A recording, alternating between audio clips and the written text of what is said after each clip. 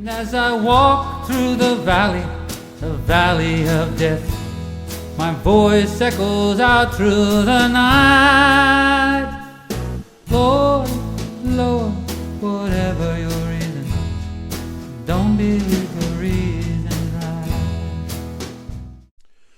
right. That's what I always do. Make sure I cough after I turn the camera on. Which it always seems like you have to cough just as you like after you turn the camera on. But anyway, see this drill press right here? It's in my way. Like there's the garage door here. It's in the middle of the way.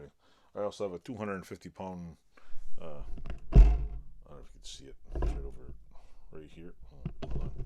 Let's move the camera over. I'll show you. Right over.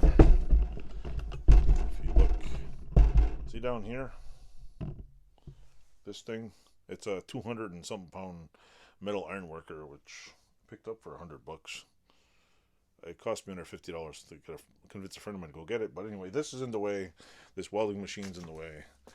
And this one-of-a-kind beautiful drill press right here. The compressor's off to the side. But the door, as you can probably see is in the video, is like right here. It comes in. I have to move all this shit because this car that you can't see is in my way.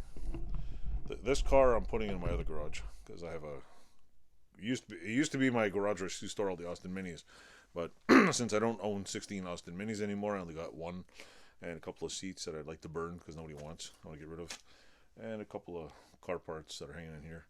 I'm moving this car to my other garage. I'm bringing my 3-wheeler in here because the 3-wheeler will probably take less space than Austin Mini, and I'm digging the mule out. So I'm probably going to drag this drill press over in the corner over there and use it. Since it's no longer the dark pit of hell, I put a light on the ceiling.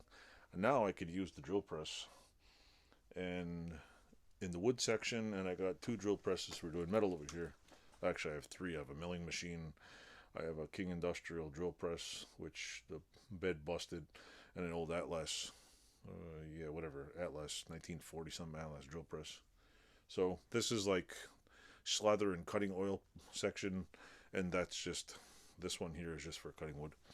But I like it because it's got what do you call it? It's got the ability to break shit, but it goes up and down with your foot. So wee. Anyway, we already seen that in the video. So yeah, I'm gonna move that out of the way. Like, what the hell's going on here?